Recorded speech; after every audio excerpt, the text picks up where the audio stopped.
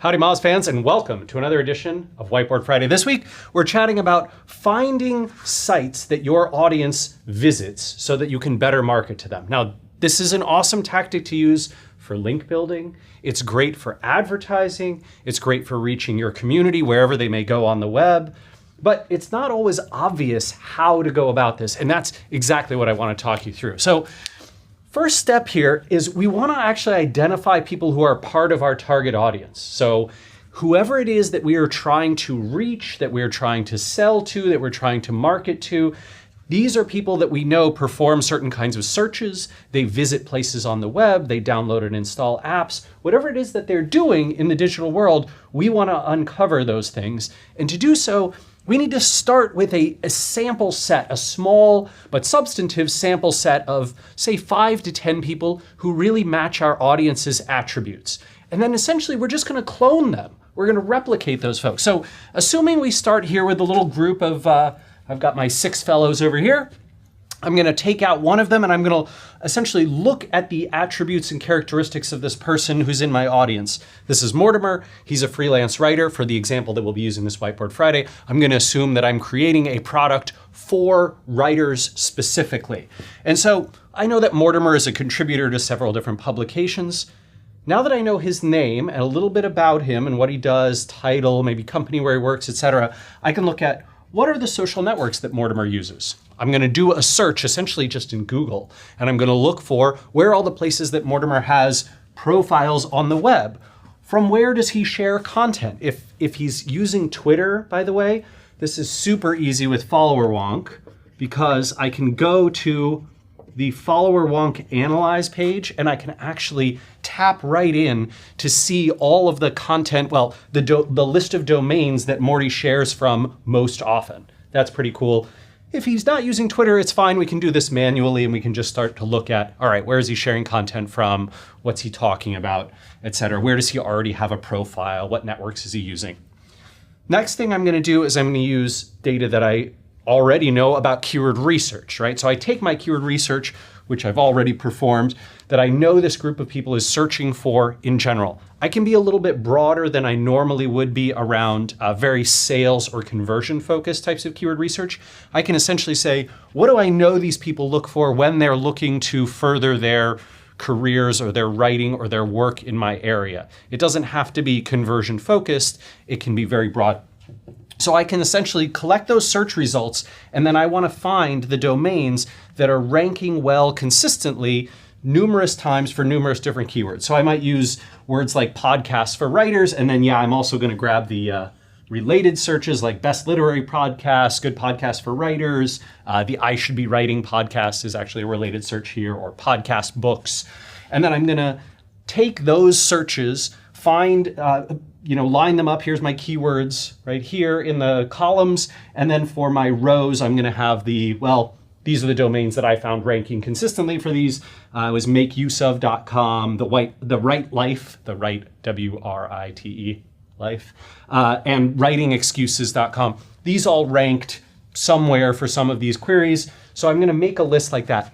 This can actually be done pretty easily with tools. You could use your Moz exports. If you're using Moz's ranking tools, you could use the same thing, just export all your ranking URLs from Searchmetrics or from GetStat if you're using Stat, or you could use SEMrush. Whatever ranking software you're using, you can get an export. But you can even do this manually. It just takes a little more time. Next up, I'm going to use some tools and some search queries to broaden these lists. So, if I find that a lot of people and a lot of writers do visit goodreads.com for obvious reasons, I can then plug that into SEMrush. From SEMrush, I can see all of the keywords that they rank for and the domains that most often also rank for those keywords. I can use SimilarWeb to essentially see similar websites. People also visit these sites, right?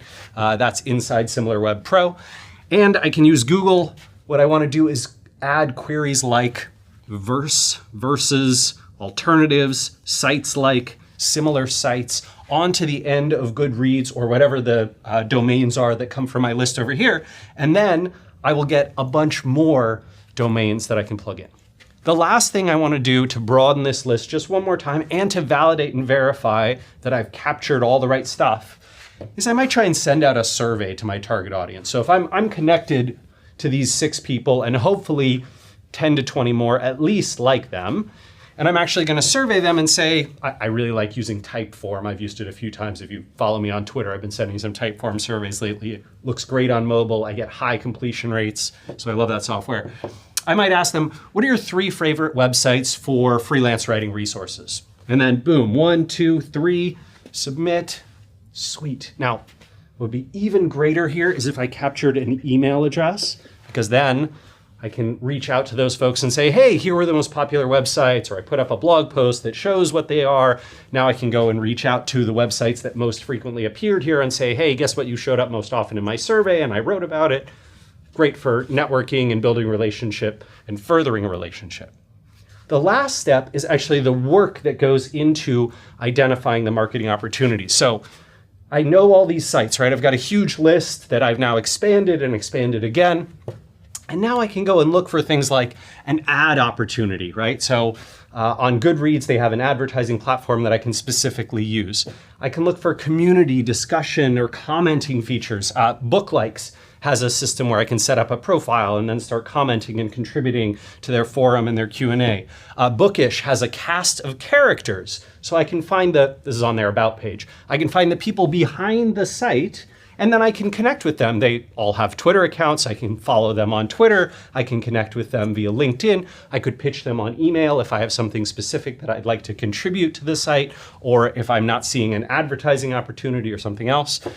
Lit Reactor had a great place where I could actually create an account and then start submitting my content, just like UMoz does for Moz.com, right? So those guest submission opportunities. Basically, I'm looking for anything like this. Types of opportunities where I can get involved in these sites and be visible to their audiences so that I can start creating a relationship with those audiences and then hopefully earn their interest, earn their attention, earn their trust, and have them go check out whatever it is that I'm doing on my own website.